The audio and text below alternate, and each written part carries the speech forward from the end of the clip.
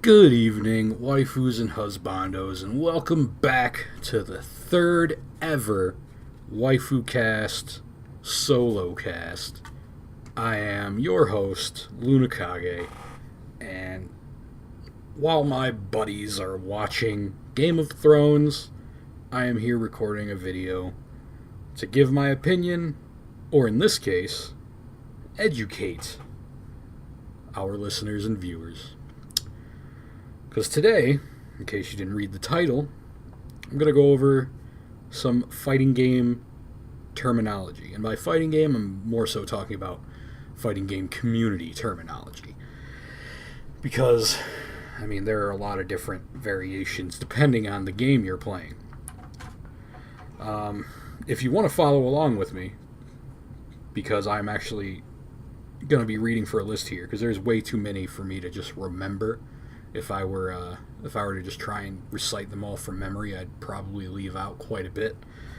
But I am checking out the fighting game glossary at SRK. It's shoryuken.com/glossary. You can find it there. You probably just type it in Google and you can find it there as well. I might be able to put a link in the description. I don't know, I'm not in charge of the editing or anything, but we'll see what we can do there. So, I'm going to go through this list here, read through it, and maybe give any further explanation if it's needed.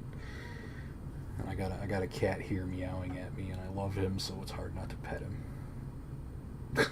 Okay, so let's get going with this. Alright, in alphabetical order. AA. This one's really simple. It's short for AntiAir. Usually people will just say AntiAir. Some people I've seen actually say AA. You'll see AA a lot if it's typed. So that's the thing. AntiAir, pretty obvious. Most people who don't know FGCs will still probably know what an AntiAir is. It's an attack that you use to hit someone out of the air.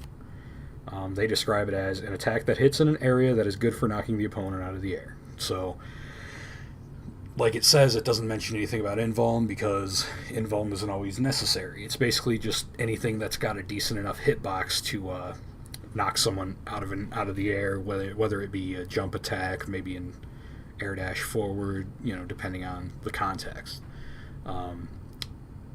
In games like BlazBlue and Guilty Gear, certain moves will have what's called head invuln.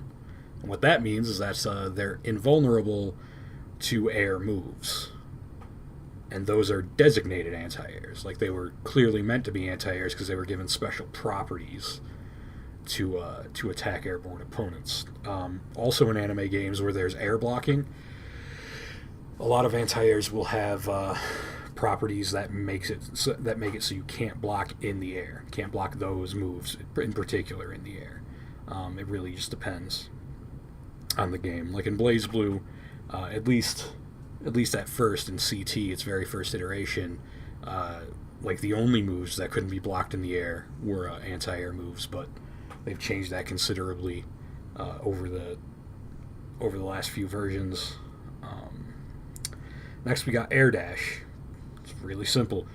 They describe it as a dash performed in the air. Can be done in Guilty Gear, Multi-Blood, BlazBlue, and many other anime fighting games. See also IAD. What that means is instant air dash. We'll get to that later. But yeah, that's pretty much it. An air dash. It's air movement. You can dash while in the air. I've never personally seen an air run before, but usually in a game called an air what we use to refer to as an air dasher game, usually it's anime, but they'll have air dashes. And if you have air dashes, that's just one of the aspects of the neutral in that game, especially. But yeah, pretty simple. Air throw, also really simple. They list it as throw executed in the air, leaves the opponent on the ground like a normal throw. In some games, everyone can air throw, while in others, only some characters can. In Street Fighter 4, the characters that can air throw are Cammy, Chun-Li, El Fuerte, and Guile. Okay, yeah, that's some game-specific stuff. But yeah, they're right about that, I believe. The part about always leaving the opponent on the ground, I'm not necessarily sure if that's true, but I don't actually have any examples that can disprove that. So hey, it might be true.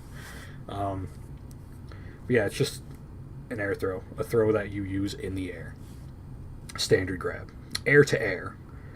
It's basically the same as anti-air, except you're also in the air. They describe it as an aerial move commonly used to beat the opponent's aerial moves. Simple enough. Air Hyper Viper Beam, I don't really need to get into that, because that's Marvel vs. Capcom 2 specific. Block String. They list it as a series of attacks that force the opponent to stay in blocking position, used mainly for limiting their options, baiting responses, putting them to the corner, etc. And that's true. That's totally true. What they mean by limiting their options, you understand, but baiting responses, just in case you don't get that, it basically means trying to force your opponent to react in such a way to where you can beat that reaction. So that's what it means by baiting. I think they'll probably get into baiting. Oh wow, they actually don't have baiting in the B's. Okay, so I'll describe what baiting is right now. They actually don't have that here. But baiting is kind of like how it sounds. It's trying to get your opponent to act a certain way, and you do this by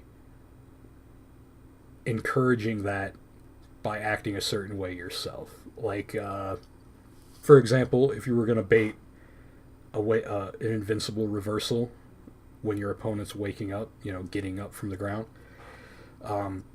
your opponent wants you to get hit by this, but they know that if it's blocked, it's really bad for them. So you're going to usually want to trick them into doing it by looking like you're trying to be aggressive on their wake up. It's a lot easier if you don't play a character that's got like oaky options where everything looks the same but has different outcomes, I guess. But basically, if you look like you're going to block on their wake up, they're not going to want to DP, right? So if you look like you're going to attack, they might DP, but instead what you were doing was baiting that, so you looked like you were going to attack, but then blocked just before they released their move. You've successfully baited that DP. That's one example. But that's basically what that means. B&B, bread and butter. They list it as refers to basic combos that form the core of your gameplay, and that's exactly it. Like, there's really, it's basically your go-to staple combos that are as optimized as they can be. Not necessarily super optimized. It really depends on how difficult it is, because your bread and butters aren't normally going to be your most difficult combos, but because those are your difficult combos. But your bread and butter, basically your bread and butter. It's what gets the job done, basically. So that's really important. Boxer, that's just the character that's known as Balrog in the U.S. and M. Bison in Japan.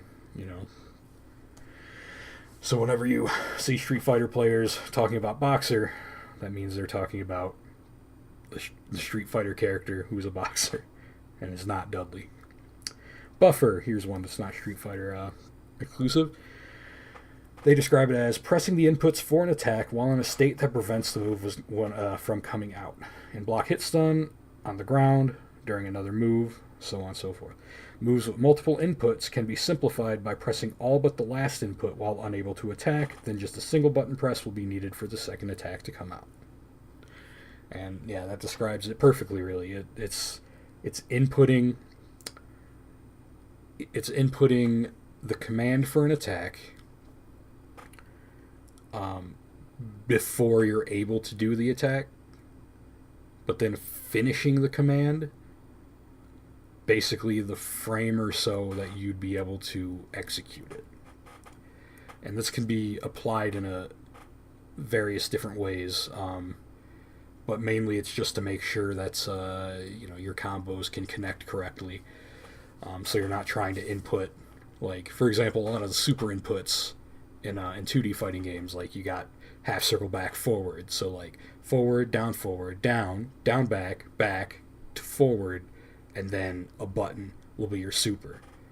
But then like let's say they want you to combo your quickest move into that. You're not going to reasonably be able to press your quickest move, let the quickest move hit, and then do all that inputting. So you're going to buffer the motion, and then as soon as you can hit that button, when your jab recovers or whatever, then it'll come out if you do it right. Charge. Okay. There's kind of two different ways to look at charges. They list one, but this is a very common way. When you hear the term charge character, this is what this term charge refers to. They describe it as charge attacks are executed by holding a direction for a certain amount of time, then pressing another direction and an attack button. So this is like Guile Sonic Boom or Flash Kick, right? You hold back a little bit, then you press forward plus punch, he'll do Sonic Boom. Hold down for a little bit, then press up and press kick, he'll do a Flash Kick. Charged moves are in a lot of different games, but that's basically what it means. Instead of standard motions, you've got charges. Some characters in certain games have both. Like, for example, I believe, I could be mistaken because I'm not really a big King of Fighters player, but I believe Terry Bogard, his rising tackle, I think, is charge down up, while he's got mostly motions. I think that's the case with him. The other kind of charge, it's really game and or character dependent, but it can mean literal. It's like a literal definition of the word charge instead of an FGC application to it. It's just like, oh, this is a move you can charge, like by holding the button, and you'll stock it up, or if you hold it longer, it'll fucking, it's like a literal move that can be charged instead of a charged move. Like it's kind of confusing, but think of it like a charged attack, like a charged character is like Guile, but then the other kind of charge is like Mega Man X, fucking Super X Buster type stuff.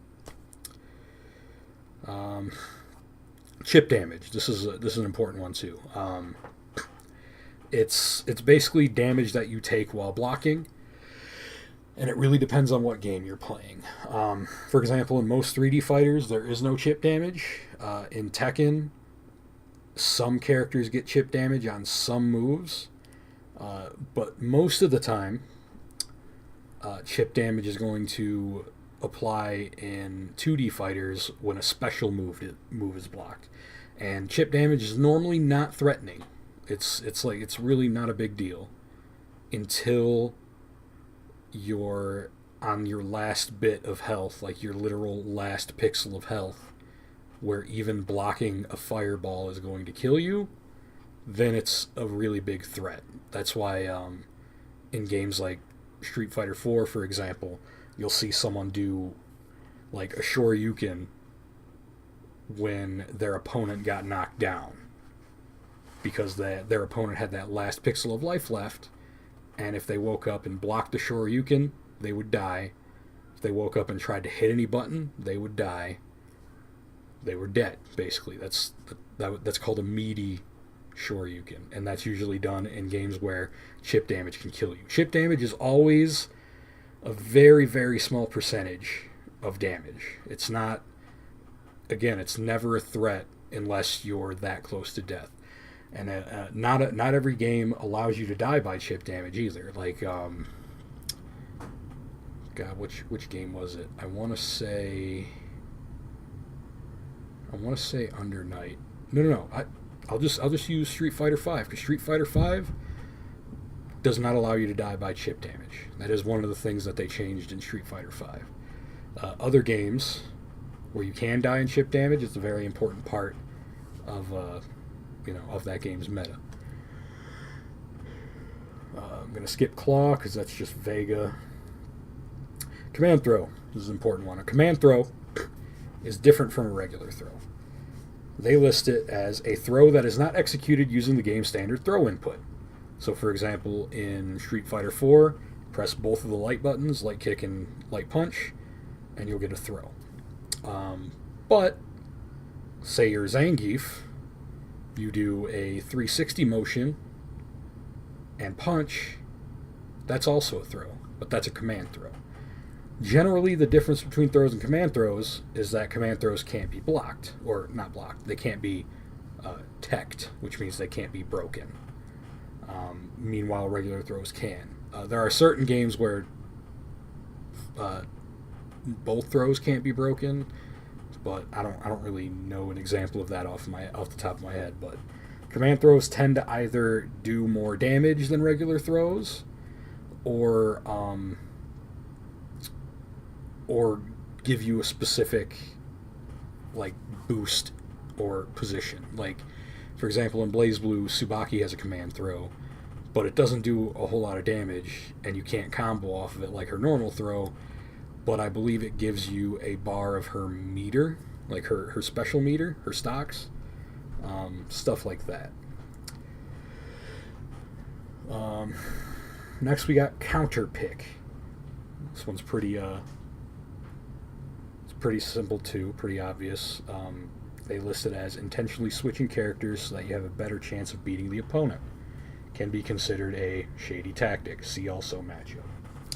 Yeah, I mean, some people look down on it, I guess, but it's a legitimate strategy. You know, if it's a better matchup for you and you believe that you can play that character at a good enough level so that it makes a difference, then yeah, go for it. Like, you know, but the problem is, like, if you're not as good with your counter pick character as you are your main character, you might still be kind of shafting yourself. But yeah, so that's what that is.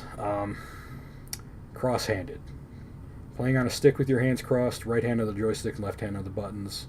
It's not a term you're really going to see very often, but it does happen. I believe Seth Killian uses that. But yeah, again, not a term you're going to see very often. Cross-up. Here's an important one. A deceptive attack that makes the opponent guess which direction they need to block in. Okay, so cross-ups, basically the goal with the cross-up is to make your opponent get hit because they're still holding back when their block needed to be switched in order to successfully block your attack. And this is simple enough in very basic fighting games, like especially early Street Fighters, where most of your cross-ups were only going to be like jump moves with a hitbox on the backside of their moves. But in other games, like anime games especially, you see a lot of crazy cross-up type shenanigans. But you'll also see this referred to as, especially in like anime circles, you'll see people refer to it as a left-right mix-up, because, like, you know, there's so many different kinds of mix-ups that this is just one of, like, this mix-up is a left-right mix-up because I can either hit you in the front or I can hit you in the back and you need to guess which one. So a cross-up is that. So it's basically designed to make you think that you need to continue blocking left or right, but then hitting you on the side you're not blocking. And your goal is to react to that. So that's what a cross-up is. It's a very important mix-up. It's in pretty much every fighting game that doesn't have a block button. It's like Mortal Kombat, for example. There's a lot of moves there that look like they could be cross-ups, but they're not, because you just have a block button and you block. But in games where you block using the D-pad or the stick, then cross-ups are extremely important. Custom combo, that's not important except for Street Fighter Alpha, and that's forever ago. Dead angle, this is important. This is, they list it as tool in Guilty Gear used by pressing forward and any two buttons. Attacks the enemy and knocks them away, even if they were in a combo, not usable during hit stun, only when blocking. Takes 50% tension, known in BlazBlue counter assault. That's pretty much correct. Dead angle is more or less the universally accepted term for this, but you'll hear people call it counter assault, like they list here. You'll also hear them call it alpha counters, because I believe it was in Street Fighter Alpha. But the command is different depending on what game it is. Like they say for Guilty Gear, it's forward and any two buttons. In BlazBlue, it's very specifically forward and A plus B. So it really depends on what game you're playing, and if the game even has a dead angle or a counter assault. They also say even if they were in a combo, that's not really. That really is weird terminology. I think they're basically talking about even if they were in the middle of a string, which would make sense because if you were getting comboed, you could not use these. But yeah, like they said, not usable during hit stun, only when blocking. So if you're in block stun, you can use these. What it does is it knocks your opponent away. They can be baited, especially in BlazBlue. Like I've made a career off of baiting bad dead angles, but yeah, like that it's one of your safety tools. Basically, it's like, oh, get off of me, and it takes meter normally, you know. DHC, delayed hyper cancel, that's basically Marvel specific. Dictator, that's in Bison. Dive kick, here's one that's universal. Dive kick, they list it as aerial attack used by some characters to apply pressure, done by pressing down, forward, plus kick in the air. Used by Rufus in Street Fighter 4 and Yun Yang in Street Fighter 3. Okay, again, ignore the input because it could be different depending on what game or what character you're playing. But dive kicks are extremely important because a lot of games will have them in some way, shape, or form. They're not always used for pressure, though. Like, for example, in Under Night and Birth, Wagner, specifically, her dive kick is actually not good on block at all, but she's still got a dive kick. Really, when people say dive kick, they're referring to any move that kind of changes your jump arc's trajectory or even its momentum and then applies a downward angled attack. So they usually are diving kicks, but they're not always kicks. Sometimes they'll be like, you know, sword dives, you know, things of that nature. But basically in games where they're not like useful for pressure, like for example in Street Fighter 4, like they were talking about, dive kicks are usually really good on block if you hit them a certain way, so they use them to continue pressure while also making it safe against like throws and things of that nature. But in other games where they might be either bad on block or straight up punishable, usually a dive kick would be applied to counter an anti-air attempt, like by jumping in at a really obvious time in order to bait, there's that word again, the bait, in order to bait your opponent into trying to see that in anti-air. And then as they go to anti-air, you hit the dive kick, which changes or it modifies your jump arc or jumping momentum in a certain way, and then, you know, makes that anti-air whiff so that you'll come down and punish that whiffed anti-air without ever having to like block that attack or something.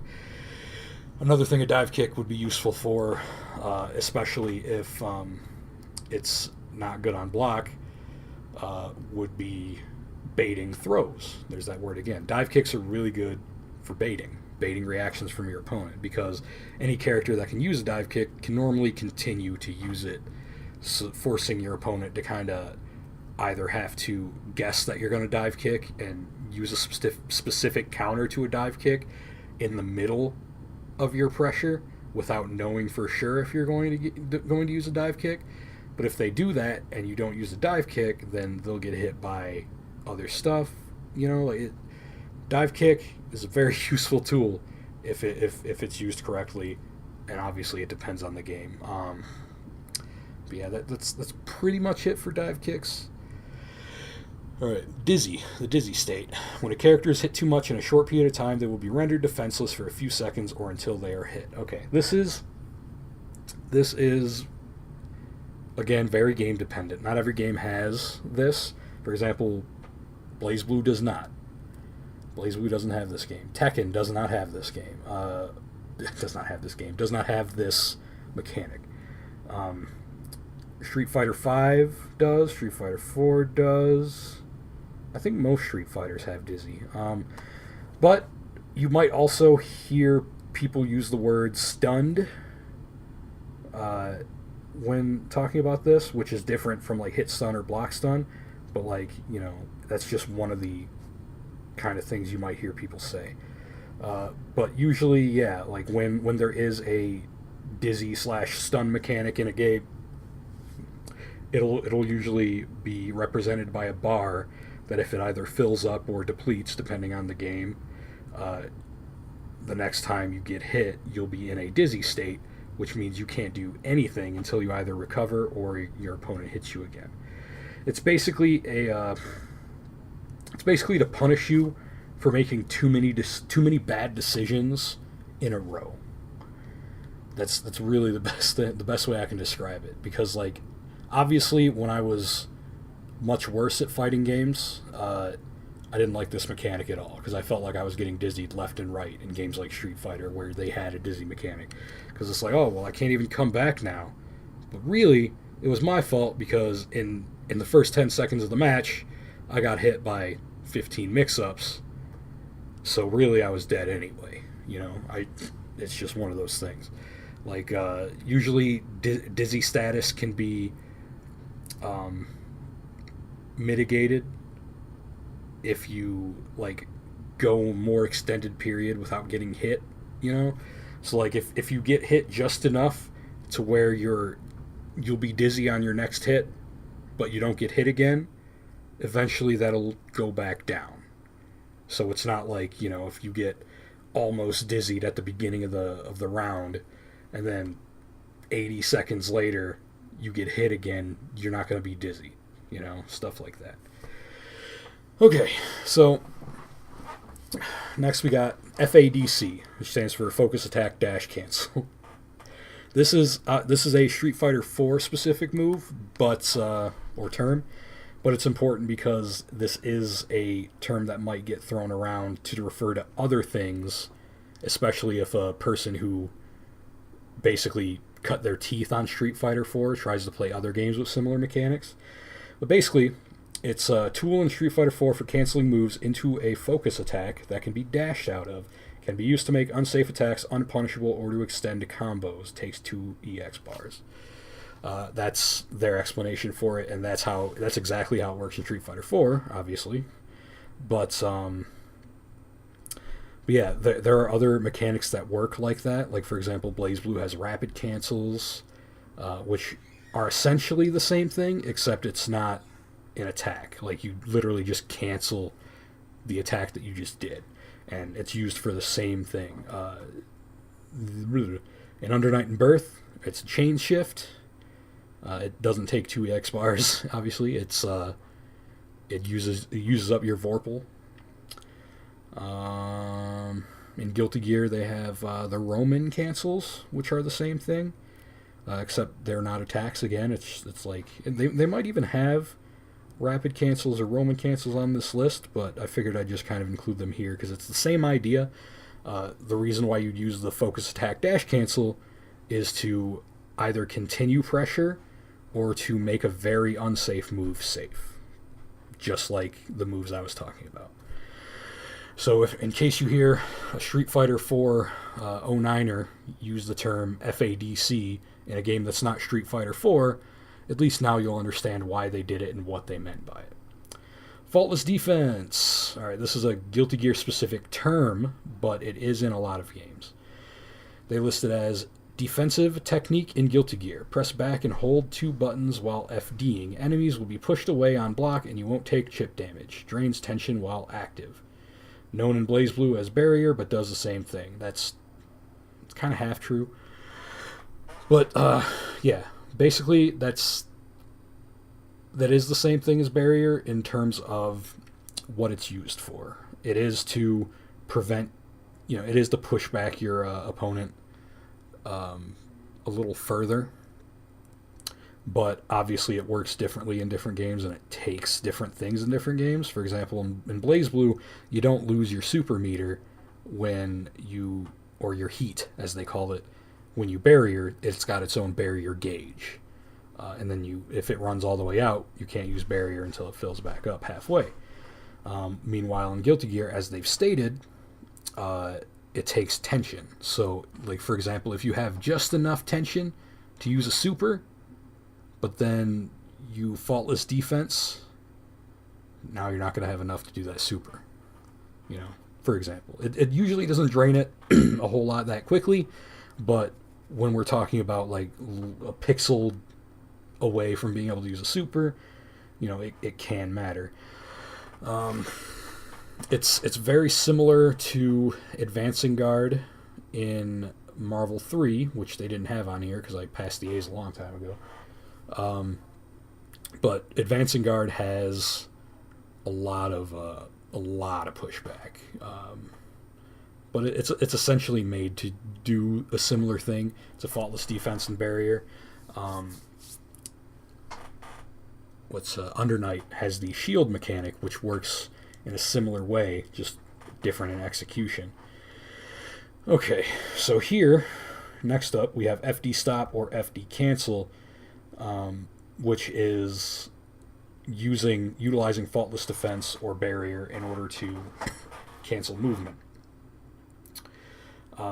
So, like, for example, in BlazBlue, we call it a barrier stop, or a barrier break, or a barrier cancel, right? We call it barrier break as in BRAKE, like put the brakes on.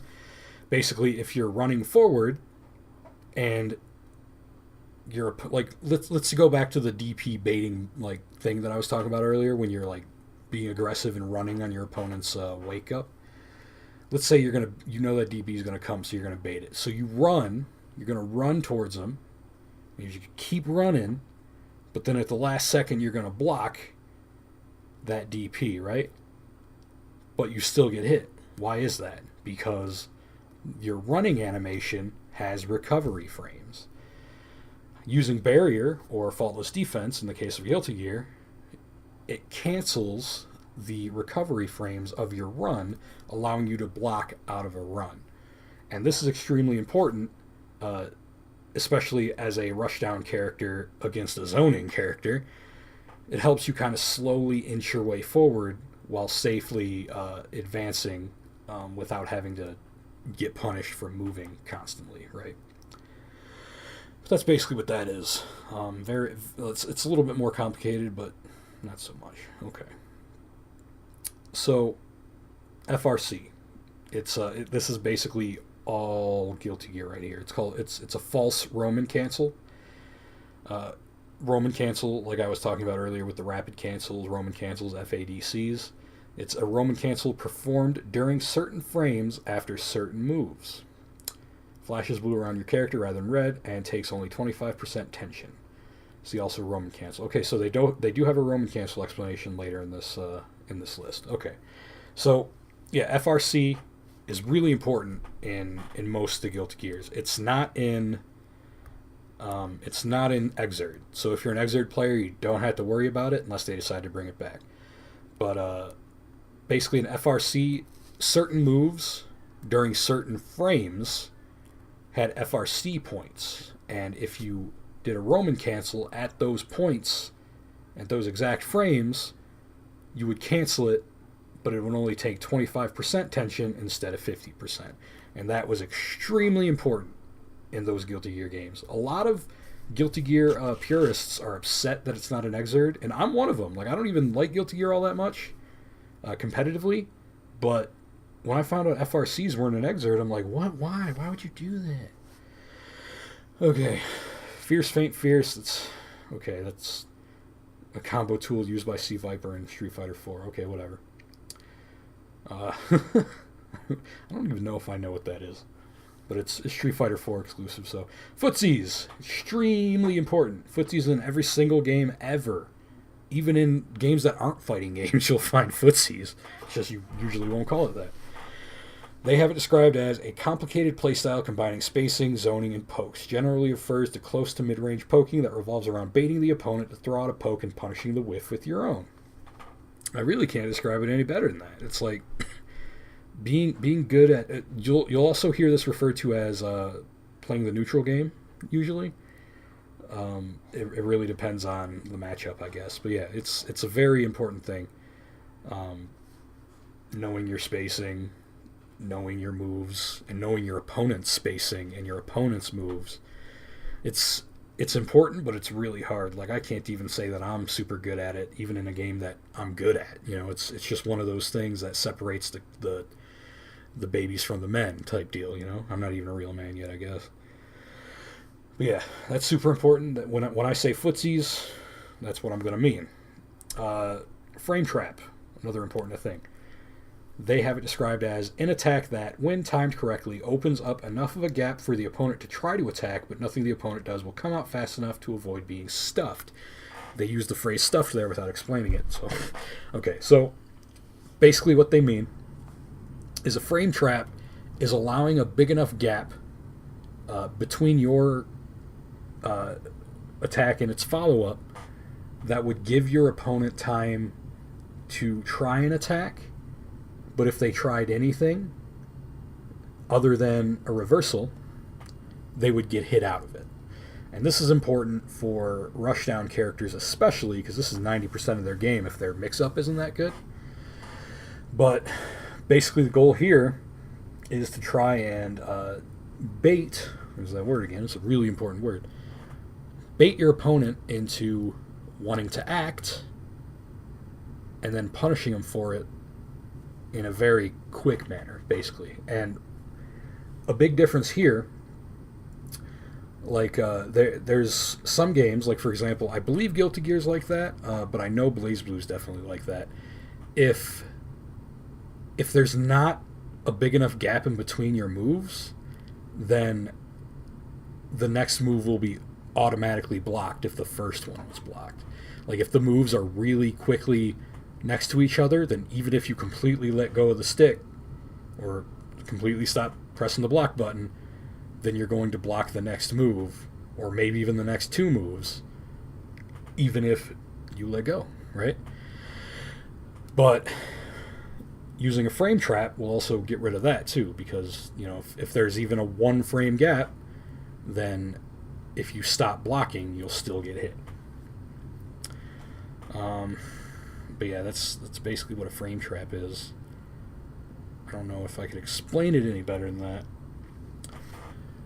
GGPO, this is kind of important. I guess it's kind of important. GGPO, they list it, or they describe it as an emulator/netplay tool developed by Ponder, used by many players for classic games such as 3S and Alpha 2 and Alpha 3. And then they have a link for www.ggpo.net. And this is considered probably like the best netplay method, or netcode, I guess. And it was fan-made. Like, it wasn't... a company has not given us GGPO yet, which is funny, because like if they just hire this dude, it'd probably be great. Because GGPO is amazing. Like, I've played... Like, I'm not good at Third Strike, but the very little that I've played of Third Strike online was excellent. Goki, it's just Akuma's name in Japan. Okay, grappler. Here we go. They describe a grappler as a character with strong throws who often works hard to get in on the opponent, does huge damage once he is in. Examples include Zangief, Hugo, Potemkin, and Tager. Yeah, that's it. They're a character with strong throws who often works hard to get in on the opponent, but does huge damage once he's in. Yeah. Couldn't really describe that any better. They even listed some good examples. Alright. Guard break. Technique in Marvel vs. Capcom 2? Okay, well... What?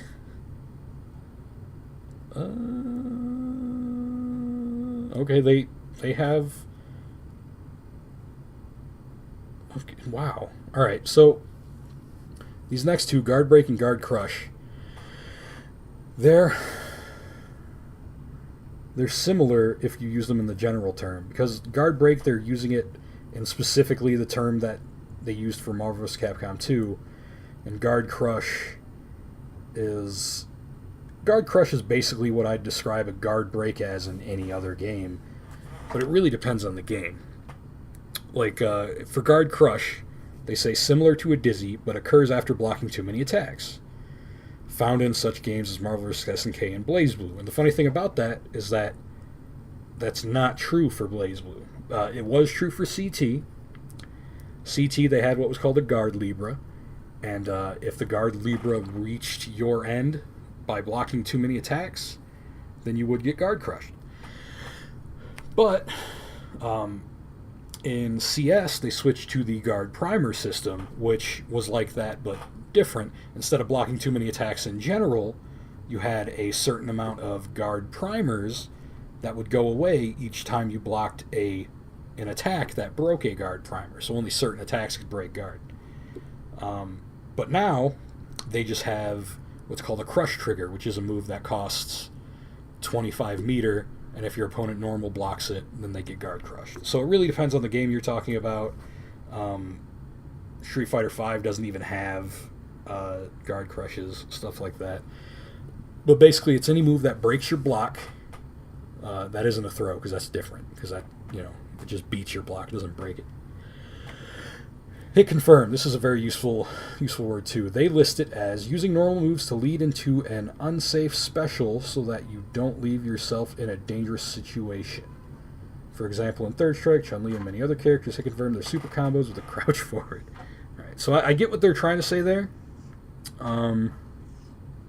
Yeah, so they didn't really describe it how I'd like them to. But basically what hit confirm means when people say, hit confirm that, is giving yourself enough time with your string to confirm whether or not your opponent has been hit or if they are blocking. So if they're blocking, you'll go into a different route that allows you to either continue pressure or at least be safe, and if they get hit, then you can go into your, as mentioned, unsafe special that might have a follow-up depending on the game it is or depending on the character. Some people, like they list hit confirming their super combos with a crouch forward. That's not always the case, and what I mean by that is it's not always a hit confirm if you don't actually confirm that hit.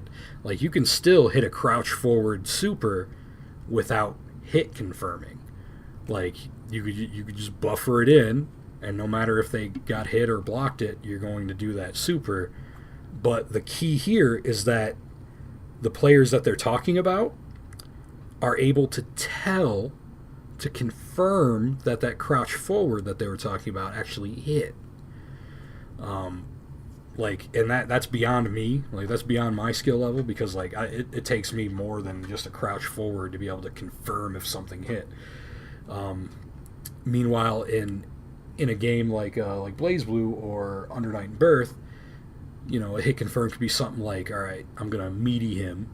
I'm sure they're gonna have the word meaty here, but I'm gonna meaty him on his wake up with 2A, 2A, 2A, and then by the time those three 2As came out, I'll be able to tell if he was hit or blocked, so I can go into the route that I was going to do to continue pressure or to not. So on and so forth. Alright, hitbox. The area / range of an attack or a character's body, which is sometimes called hurt box. Yeah, okay. Okay. So, they kind of combined a couple of things. Because hurtbox isn't necessarily... Because they mentioned range of an attack or a character's body. Really just depends on what they're talking about. When I'm talking about hitboxes or hurtboxes, I'm talking about two different kinds. Blue boxes and red boxes. And the reason why I use these colors is because if you're looking at a hitbox viewer, usually they'll be in blue or red. The blue box, I call it the hurt box, because that's the box that gets hurt. Because that blue box is your character. If any of your opponent's attacks touch that blue box, they get hit, right? The hit box is the box that hits. That's the red box. That's what I call the red box.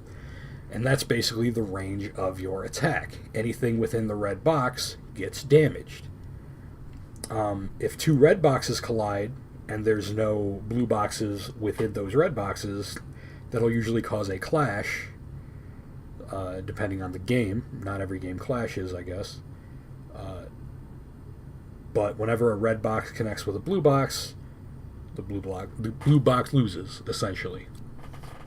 So usually if you're looking at a hitbox viewer and you want to learn if a certain move has a good hitbox or not, look at how much of the blue box is within the red box. Because if there is a significant amount of red outstretched from the blue, that means it's got a very good disjointed hitbox, which is what I call that. I'm not sure how many people use that, but I call it disjointed hitbox. It's when there's not a lot of blue in the red at a certain point. So, like, you know, it could be anything from tip range or even an entire limb, like, depending on the attack.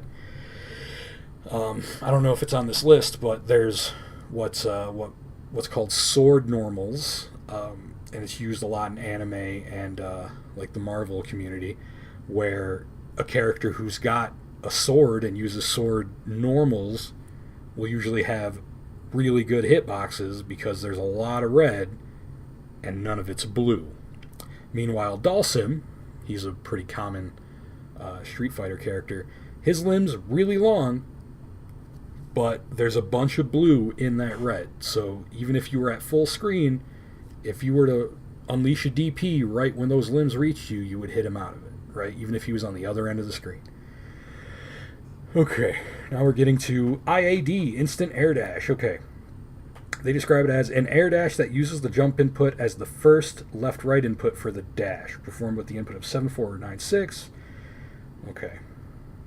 Alright, so yeah, it's basically doing an air dash or an air back dash as soon as you jump. Like the closest, as close to the ground as you possibly can from a jump. And yeah, you can perform it by either doing 7-4 or 9-6, because that first input was not only jumping, but it was also the first input for the back dash or the forward dash. Because, like, you know, 7-4, that is, 7 is up back. So say you press up back back. That is still you pressing back twice, except the first one was also up, because it was both. I'm also kind of gonna veer slightly off topic, but it makes sense here. Going back to charge moves, where you got to hold a direction and then press the opposite direction in order to let them release, the same idea can be applied to that as well. So, for example, let's take Guile. He's got a charge back move, and he's also got a charge down move. But guess what? If you hold down back, which is also crouch blocking, you are charging both of those moves. So from a down back position, if you press forward and punch, you use a sonic boom. If you press up and kick, you use a flash kick. This is extremely important for characters like that. Any character that has, especially both, if you can buffer more than one at a time, do it. Like I know Kagura from BlazBlue, I believe, yeah, his fireball is also charge back forward, and then he's got a flash kick, which isn't. Oh, that's another thing too. His flash kick is not a kick, so some people might get confused at that. But literally, he's like doing a jumping slash, but we still call that a flash kick. Why? Because it's charge down up, and since it's a reversal, but it's a charge motion, we call it a flash kick, like Guile's flash kick. So we still get a lot of terminology coming directly from Street Fighter, because again, it is the granddaddy of them all. So even if you're playing BlazBlue or Under Night and you see someone say the word fireball, even if you're shooting out electric sparks, Trevin, we call that a fireball because Ryu's Hadokens are fireballs, and that functions the same exact way. And if you hear someone say fireball motion, why is that? Because just like Ryu's Hadoken, down, down, forward, forward, button, that's the fireball motion. And then DP motion, Dragon Punch, Shoryuken, that's Ryu's DP. Even in games that Ryu is not in, like in BlazBlue, like Ragnar's Inferno Divider, we call that a Dragon Punch. He's not punching, it's a slash, but it's a rising slash with invuln that uses the DP motion, forward, down, down, forward button. So back on the list, infinite. They describe it as a combo that can be repeated an infinite number of times until the opponent is dead. That's true. Other variations are timeout combos, and what that is, it is an infinite combo, but by the time you're getting to like enough repetitions, the combo stops doing any real damage. And basically, your goal with that is to just let the timer run down as you combo your opponent until the timer runs out and they have less health than you, so they lose the round. So I haven't seen a whole lot of infinite combos that actually go on until death. I've actually seen more timeout combos than I have infinite combos, but either one is not very fun to get caught in, but it's a pretty self-explanatory type deal. Invincibility. This is extremely important. Certain attacks are invincible during their duration. Ryu's EX Shoryuken gives him upper body invincibility and can be used to beat out almost any attack. Exactly. Invincibility, usually this comes hand in hand with the term DP, especially in other games that aren't Street Fighter. Because, for example, Street Fighter, certain DPs might not be invincible. They might just be good anti-airs, you know. It depends. But usually, if you go somewhere else, if you call something a DP, it's usually something that looks like a dragon punch, you know, a rising slash or a rising kick or a rising punch. But it's got invincibility, like full invincibility. That goes hand in hand with the DP. Usually a reversal also goes hand in hand with that. It's something that has invincibility or something that counters a certain type of move. Okay, JD, Just Defend. It's really different. They say seen in Capcom vs. SNK2, Guilty Gear, BlazBlue, among other games. Yes. Press back as the opponent's attack lands to block while recovering faster. Just Defense, I think, is the Guilty Gear term for it. I can't exactly remember. BlazBlue calls it instant blocking. I can't remember any other games if they call it something different, but if you see the term IB or JD, it either means just defense or instant blocking. What it means is blocking within a certain amount of frames of your opponent's attack connecting, and you will recover faster from block stun than what you would have if you would have just normal blocked it. Okay. Jump install, you know what? This one's complicated. I really couldn't even tell you. I'm just going to read the description. It's a technique in Guilty Gear that allows an attack that leaves you airborne to be cancelled, basically adding an extra jump to your character. Most characters can do one double jump or air dash. With jumping stalling, you can do a second one. Apparently, this is an extremely difficult thing to do, and it's something, as far as I know, only in Guilty Gear, so I cannot really explain it further than this. Kara cancel. This yeah, it's kind of important. At least it's important to know what it does. Canceling the startup of one move into another. Okay. Yeah. So this is usually used on a move that moves your character's blue box forward, and it's basically used to increase the range of the attack that you really want. So, for example, let's say in BlazBlue, right?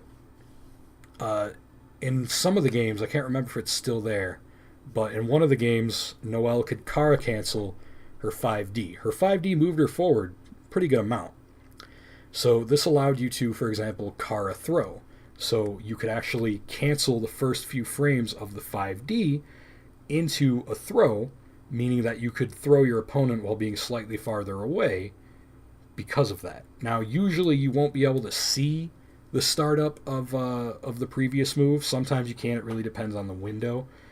But usually it's just going to be an invisible thing that just happens to throw your character forward a little bit more in a situation where the move you used wouldn't. Link. This is an important one. He comes to town. He comes to save the Princess Zelda. All right. So they describe it as comboing from one attack to another that isn't a cancel. Attacks can only be linked if the second attack comes out faster than the opponent recovers.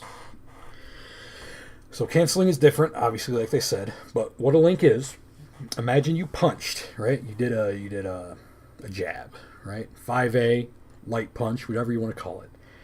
And that punch recovers fully after it connects in 2 frames, let's say, right?